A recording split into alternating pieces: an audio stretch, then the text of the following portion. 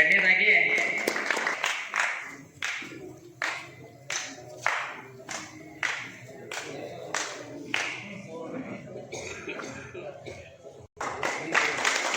ಅದೇ ರೀತಿ ನಮ್ಮ ಊರಿನ ಗುರುಗಳು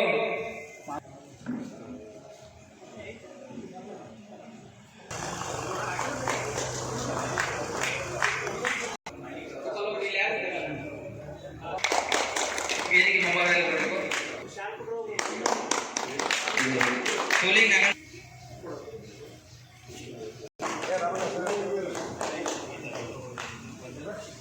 ಮೋಹನ್ ನಾಯ್ಕ ಅವರು ಮಾಲಾರ್ಪಣೆ ಮಾಡಬೇಕು.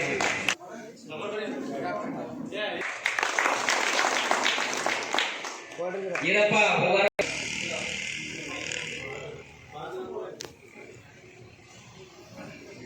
ಅವನ ನಾಯಕ ಅವರಿಗೆ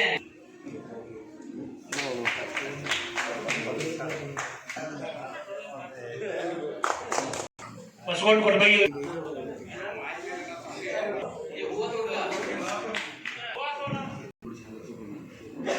ಶಾಂತಿನಾಥ್ ಶಿವಪ್ಪ ಸಾವಳಿಯವರಿಂದ ತಾಲೂಕಾ ಸಂಚಾಲಕರು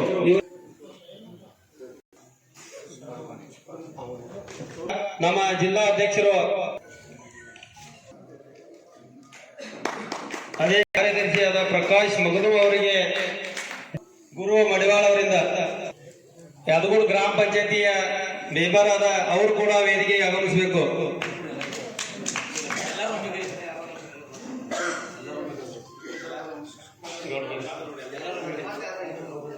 ಯಾರು ನಮ್ಮ ಸಂಘಟನೆಯಿಂದ ಯಾರು ಬಂದಿದ್ರ.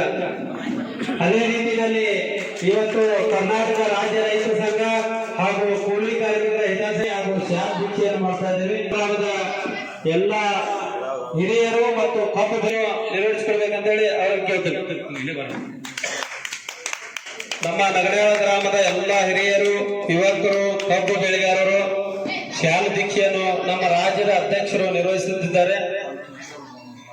ಒಂದು ಲೈನ್ನಿಂದ ದಯಮಾಡಿ ಬರೀ. ರೈತರ ಪ್ರತಿಭಟನೆ ಸರ್ಕಾರದ ಕಣ್ಣು ತೆರೆಯುವಂತೆ ಮಾಡಿದೆ. ಆದ್ದರಿಂದ ಸರ್ಕಾರ ಕಬ್ಬಿನ ಬಿಲ್ 3,300 ರೂಪಾಯಿ ಘೋಷಣೆ ಮಾಡಿರುವುದು ವಿಷಯ ನಮ್ಮೆಲ್ಲರಿಗೆ ಸಂತೋಷದ ವಿಷಯ. ಹಾಗೂ ಹಿರಾ ಶುಗರ್ ಸಕ್ಕರೆ ಕಾರ್ಖಾನೆಯ ಮಾರ್ಗದರ್ಶಕರಾದ ಶ್ರೀ ಅಣ್ಣಾಸಾಬ್ ಜೊಲ್ಲೆ, ಅಧ್ಯಕ್ಷನಾದ ನಾನು ಹಾಗೂ ಆಡಳಿತ ಮಂಡಳಿ ಕೂಡ ರೈತರ ಸಮಸ್ಯೆಯನ್ನು ಅರಿತು ಹೆಚ್ಚುವರಿಯಾಗಿ 60 ಅಂದರೆ 3,360 ಬಿಲ್ಲನ್ನು ಘೋಷಣೆ ಮಾಡಿದ್ದೇವೆ.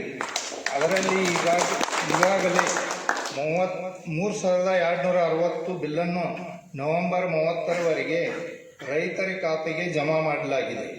ಈ ನಿಟ್ಟಿನಲ್ಲಿ ರೈತರ ಸರ್ವಾಂಗೀಣ ಅಭಿವೃದ್ಧಿ ನಮ್ಮ ಧ್ಯೇಯವಾಗಿದೆ ಎಂದು ಹೇಳುತ್ತಾ ನನ್ನ ಮಾತನ್ನು ಮುಗಿಸುತ್ತೇನೆ.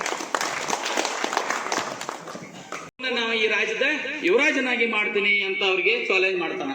ಆ ಟೈಮ್ನಲ್ಲಿ ಇವರು ಎಲ್ಲರೂ 5 ಜನ ತಗೊಂಡು ಹೋಗ್ತಾರೆ. ಬೀಜ ತಗೊಂಡು ಹೋದಾಗ ಎಲ್ಲರೂ 5 ಜನ ಬೆಳಿತಾರೆ. ಒಂದು ಇದರಲ್ಲಿ ಬಕೆಟಲ್ಲಿ ಹಾಕಿಬಿಟ್ಟು ಎಲ್ಲ ಪೌಷ್ಟಿಕಾಂಶ, ಗೊಬ್ಬರ, ನೀರ ಡೈಲಿ ಎಲ್ಲ ಮಾಡಿಬಿಟ್ಟು ಬೆಳಿತಾರೆ. ಆ ಟೈಮ್ದಾಗ 4 ಜನರದ ಅಗದಿ ಫಲವತ್ತತೆಯಾಗಿ ಬೆಳೀತದ, ಒಬ್ಬರಿಂದ ಬೆಳೆಯೋದೇ ಇಲ್ಲ, ಬೀಜನೇ ಬೆಳೆಯೋದಿಲ್ಲ. ಆಮೇಲೆ 3 ತಿಂಗಳಾದ ನಂತರ ಎಲ್ಲರೂ ತಂತೇಶಿಂದ ರಾಜಕ್ಕೆ ತೋರಿಸ್ತಾರೆ. ರಾಜರ ನೋಡ್ರಿ, ನಾವು ಬೆಳೆದು ಈ ತರ ಬಂದ ಫಲವತ್ತತೆ ನಮ್ಮೆಲ್ಲರದು ಚಲೋ ಬಂದೈತಿ, ಅಥವಾ ನಂದು ಹೆಚ್ಚು ಬಂದೈತಿ, ಅವ್ನು ಕಡಿಮೆ ಬಂದೈತಿ, ಅವನ್ ಮಾತ್ರ ಏನೂ ಬಂದಿಲ್ಲ. ಆಮೇಲೆ ರಾಜ ಎಲ್ಲರನ್ನೂ ಕರೆಸಿಕೊಂಡು ನೋಡಿದಾಗ ಯಾವ್ದು ಬಂದಿರಂಗಿಲ್ಲ. ಹೋಗಿ ಆ ರಾಜ್ಯದ ಸಿಂಹಾಸನದ ಕಿರೀಟನ ಯಾವ ಬೀಜ ಬೆಳೆದ ಬೀಜ ಬೆಳೆ ಬಂದಿರ್ಲಿಲ್ಲಲ್ಲ ಅವನ ತಲೆ ಮೇಲೆ ಹಾಕ್ತಾನ. ಆ ಟೈಮ್ದಾಗ ಪ್ರಜೆಗಳು ಆಮೇಲೆ ಅವ್ರು 4 ಜನ ಕೇಳ್ತಾರೆ, ಅಲ್ರಿ ರಾಜರು, ನಾವು ಈ ತರ ಫಲವತ್ತತೆಯಾಗಿ ಬೆಳೆದವು, ನಮ್ಗೆ ನೀವು ಯಾವ ರೀತಿ ಅಂತ ಇದನ್ನ ಸನ್ಮಾನ ಮಾಡಲಿಲ್ಲ, ಅವ್ ಏನೋ ಬೀಜ ಬೆಳೆದ ಅವಂಗ ಯಾಕೆ ನೀವು ಮಾಡಿದ್ರಿ? ಆಗ ರಾಜ ಹೇಳ್ತಾನ, ನಾ ಕೊಟ್ಟಿದಂತ ಬೀಜ ಅದು ಬೆಳಿಲಾರದಂತ ಬೀಜ ಇತ್ತು, ಅದು ಬೆಳಿತಾನೆ ಇರಲಿಲ್ಲ, ನೀವು ಮೋಸ ಮಾಡೋಗೋಸ್ಕರ ಬೇರೆ ಬೀಜ ಹಾಕಿಸಿಂದ ಬೆಳೆಸ್ಕೊಂಡ್ ಬಂದಿದ್ದೀರಿ. ಅದಕ್ಕಾಗಿ ನಾನು ಇವನು ಪರೀಕ್ಷೆ ಮಾಡೋಗೋಸ್ಕರ ನಾನು ನಿಮಗೆ ಬೆಳಿಲಾರದಂತ ಬೀಜ ಕೊಟ್ಟಿದ್ನಿ. ಇವನು ಪ್ರಾಮಾಣಿಕವಾಗಿದ್ದಾನ, ನಿಯತ್ತಾಗಿದ್ದಾನ, ಅದಕ್ಕೋಸ್ಕರ ನಾನು ಮುಂಚಿನ ಉತ್ತರ ಇವನೇ ಮಾಡ್ತೀನಿ, ಯುವರಾಜ ಇವನೇ ಆಗ್ತಾನ ಅಂತಂದ್ಬಿಟ್ಟು ಅವನ ಮೇಲೆ ವಿಶ್ವಾಸ ಇಟ್ಬಿಟ್ಟು ಅವನಿಗೆ ರಾಜ್ಯದ ರಾಜಭಾರ ಕೊಡ್ತಾನ. ಅದೇ ರೀತಿ ನಮ್ಮ ರೈತ ಸಂಘ ನಾವು ಯಾವುದೇ ರೀತಿಯಿಂದ ಮೋಸ ಕಪಟ ವಂಚನೆಗೆ ಬಲಿಯಾಗದೆ ನಾವು ಮಾಡುವಂತ ಕೆಲಸ, ನಮ್ಮ ನಿಷ್ಠೆ, ನಮ್ಮ ಪ್ರಾಮಾಣಿಕತನ, ನಾವು ನಮ್ಮ ಊರು, ನಮ್ಮ ಜನ, ನಮ್ಮ ದೇಶ ಅಂತ ನಾವು ಹೋಗ್ತಾ ಇದ್ರೆ ನಮ್ಗೆ ಯಾರು ಸಪೋರ್ಟ್ ಮಾಡ್ತಾರ ಬಿಡ್ಲಿ ಅನ್ನೋದು ಉಪಯೋಗ ಅಲ್ಲ. ನಾವು ಮಾಡುವಂತ ಗುರಿ ಚೆನ್ನಾಗಿದ್ರೆ ನಮ್ಮ ದೇವರು ನಮ್ಮ ಬೆನ್ನಲ್ಲಿ ನಿಲ್ತಾನ. ಅದಕ್ಕೆ ಉದಾಹರಣೆನ ನಮ್ಮ ಊರದ ಘಟಕ ಉದ್ಘಾಟನೆ. ನಾವು ಫಂಕ್ಷನ್ ಮಾಡ್ಲಿಕ್ಕಂತ ಹೋದಾಗ ನಾವು ಒಟ್ಟೆ ಒಂದ್ 4 ಜನ ಕೂತ್ಕೊಂಡು ನಮ್ಮ ಊರಲ್ಲಿ ಒಂದು ಘಟಕ ಉದ್ಘಾಟನೆ ಮಾಡ್ಕೋಬೇಕಂತ ವಿಚಾರ ಮಾಡಿದಾಗ ನಮಗೂ ಅನೇಕ ರೀತಿ ಸಮಸ್ಯೆ ಇತ್ತು, ಏನ್ ಮಾಡೋದಪ್ಪ ಅಂತಂದು.